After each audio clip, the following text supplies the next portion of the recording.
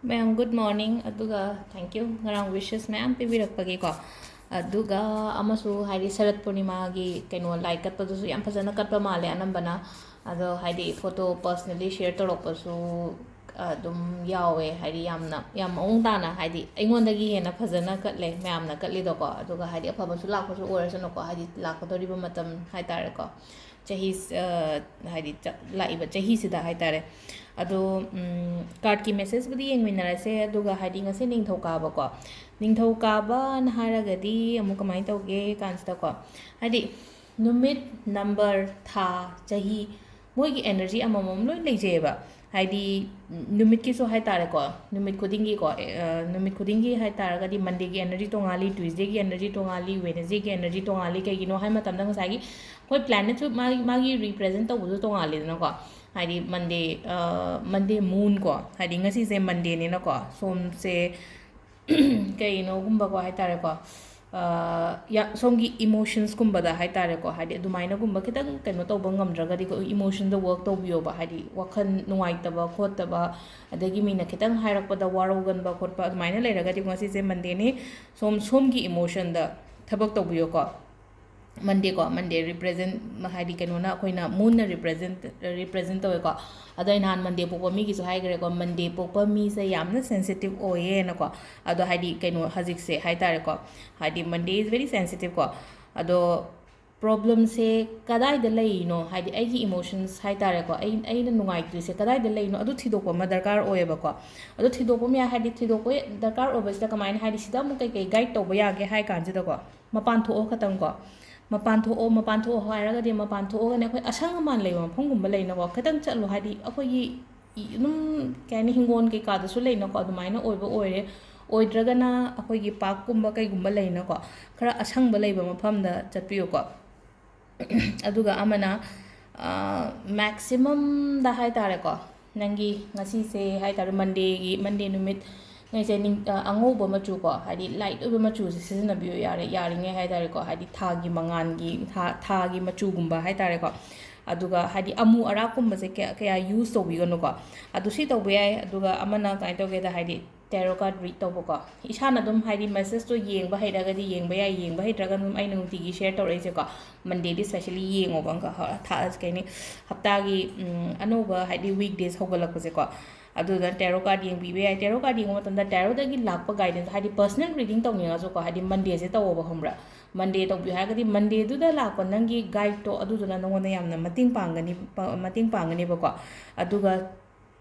ख्वाइदे important ओबमसो haiku तुम्बसे को तुमसे follow हादि तुम्बा यादबगी कई प्रॉब्लम लेरगदि तुमसे फाबसे अम दरकार ओइको तुम्बदो हादि तुमसे अइना तुमसे फारगदि ngसाइगी अदु ngसाइगी आइगी इमोशंस तो हादि ngसाइ अइना इमोशन दो वर्क तो हाइदो अदुदसु मतेंग ओइगनिबा अदुगा हादि फैमिली इश्यूज लेबा आदि इनफर्टिलिटी इश्यूज लेबा कोप लेना को हादि स्पेल गुम्बा एनी मैनिफेस्टेशन तौबा मतम दो को हादि मंडे गुम्बा तौबियो को स्पेल तौबनी खंगदे फैमिली इश्यूज आगदि इमुंग मनुंगी नुंगाइतबा खोतबा म लेरे को इनफर्टिलिटी इन हाइरगदि अंगांगी कईगी प्रॉब्लम सुम लेबा कोप लेना को हादि अदुदा मैनिफेस्ट तौबा कोप दुम याविना कोइना को हाइमी खरा दुम तौबा यावना बने अदुदुना हादि मंडे से खल्लगा स्पेशली मंडे गुम्बा मैनिफेस्ट तौबियोबा अदो सिसिना मंडे के हैपेट लेरे अदो कार्ड की येंमिनारसे कोमो कार्ड से अहुम कतंग लौथोगा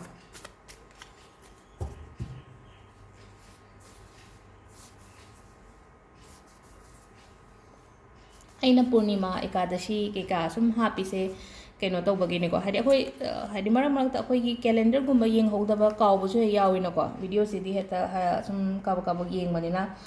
मयामगी ओइना रिमाइंडर ओइना सुम हापनेदा रिमाइंडर ओइना जो हापे दुगा सुम कई तौबा यागे अखोइना सुगुम्बा मतमसिदा अदने सिदा लेरेको कार्ड अहुमसे अदो सिदगी 1 2 3 सिदगी अमा खनबिरसे को 1 2 और 3 को अहुम सिदगी कनो अमा खनबिरो को सोमना खनगदब मदो 1 खनबा मिंगेगे हैपेतंग येंमिनासे कई मैसेज लाके दो को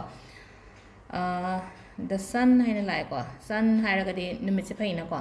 निमितसे फैये सन हाइरगदि हादि यामना मंगाल पीबा पोत ओइबनिना हादि नंगी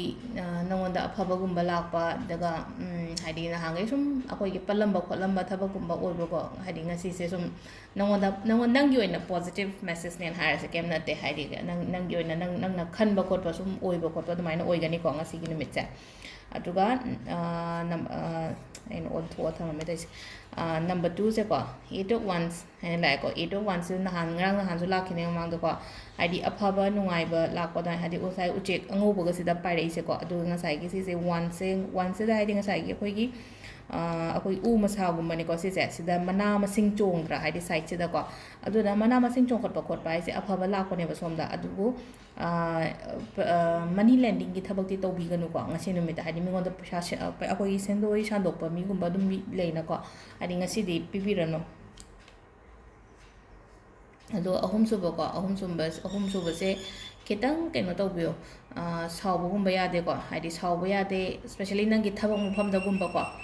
ꯑꯗꯨꯃꯥꯏꯅꯒꯨꯝꯕ ꯁꯥꯎꯕꯤꯒꯅꯨ ꯊꯕꯛ ꯃꯐꯝꯗꯗꯤ ꯍꯥꯏꯗꯤ khitang ꯀꯟꯇ꯭ꯔꯣꯜ ꯇꯧꯕꯤꯕ ꯍꯥꯏꯇꯥꯔꯦꯀꯣ ꯍꯥꯏꯗꯤ ꯕꯦꯂꯦꯟꯁ ꯇꯧꯔꯒ ꯆꯠꯄꯤꯌꯣ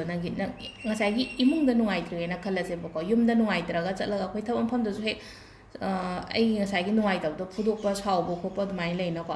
ꯑꯗꯨꯗꯣ ꯍꯥꯏꯇꯥꯔꯦ ꯏꯃꯨꯡꯒꯤ ꯉꯁꯥꯏꯒꯤ ꯑꯩ ꯐꯦꯃꯤꯂꯤꯗꯒꯤ ꯀꯔꯤꯗꯩ ꯅꯨꯡꯉꯥꯏꯇ꯭ꯔꯦꯅ ꯈꯜꯂꯛꯑꯁꯦꯀꯣ ꯀꯩꯁꯨ ꯀꯥꯏꯗꯦ ꯊꯝꯃꯝꯃꯣ ꯌꯨꯝꯗ ꯑꯗꯨꯝ ꯅꯪꯅ ꯆꯠꯂꯒꯗꯤ ꯃꯤ ꯑꯃ ꯊꯦꯡꯅꯕ ꯃꯇꯝꯗ ꯑꯗꯨꯗꯣ ꯄꯨꯔ ꯂꯥꯛꯀꯅꯣꯕ ꯍꯥꯏꯗꯤ ꯊꯣꯛꯂꯛꯄ ꯑꯗꯨꯝ ꯍꯥꯏꯗꯤ ꯅꯪꯅ ꯈꯣꯡ ꯀꯥꯟꯊꯣꯔꯛꯄ ꯑꯗꯨꯝ ꯍꯥꯏꯗꯤ ꯊꯝꯕꯤꯔꯝꯃꯣꯕ ꯑꯩꯒꯤ ꯉꯁꯥꯏ ꯅꯨꯡꯉꯥꯏꯇꯕ ꯈꯣꯠꯇꯕ ꯃꯌꯥꯝꯗꯣꯀꯣ ꯑꯗꯣ ꯁꯤꯁꯤꯅ ꯑꯩꯈꯣꯏꯒꯤ ꯀꯩꯅꯣꯒꯤ ꯃꯦꯁꯦꯖ ꯂꯩꯔꯦꯀꯣ ꯀꯥꯔꯠꯀꯤ ꯃꯦꯁꯦꯖ ꯂꯩꯔꯦ ꯇꯥꯏꯃꯤꯡ ꯇꯥꯏꯃꯤꯡꯁꯦ ꯄꯨꯡ 5:03ꯗꯒꯤꯅ 6:9 ꯐꯥꯎꯕ ꯐꯒꯤꯀꯣ ꯑꯌꯨꯛꯀꯤꯁꯦ ꯑꯗꯣ ꯍꯧꯖꯤꯛꯁꯦ 9:05ꯗꯒꯤꯅ 1:30 ꯐꯥꯎꯕ ꯑꯃ ꯂꯩꯔꯦ ꯑꯗꯨꯒꯤ ꯃꯇꯨꯡꯗ 12:30ꯗꯩꯅ ꯄꯨꯡ 4 ꯃꯇꯨꯡꯁꯨ ꯐꯩꯀꯣ ꯑꯗꯣ ꯄꯨꯡ 12:30ꯗꯒꯤꯅ ꯄꯨꯡ 6:20 ꯐꯥꯎꯕ ꯑꯃ ꯐꯩꯀꯣ ꯃꯇꯝꯁꯦ ꯈꯤꯇꯪ ꯁꯥꯡꯉꯦ ꯑꯁꯤ ꯐꯕꯁꯦꯀꯣ ꯑꯗꯨꯒ ꯅꯨꯡꯗꯥꯡꯒꯤꯅ ꯄꯨꯡ 8:30ꯗꯩꯅ ꯄꯨꯡ 12:30 ꯐꯥꯎꯕ ꯑꯃ ꯂꯩꯔꯦ ꯑꯗꯨꯒ ꯑꯊꯦꯡꯕꯒꯤꯅ 12:30 ꯍꯥꯏꯇꯥꯔꯦꯀꯣ 12:35 ꯁ꯭ꯋꯥꯏꯗꯒꯤ 12:35 ꯁ꯭ꯋꯥꯏꯗꯒꯤꯅ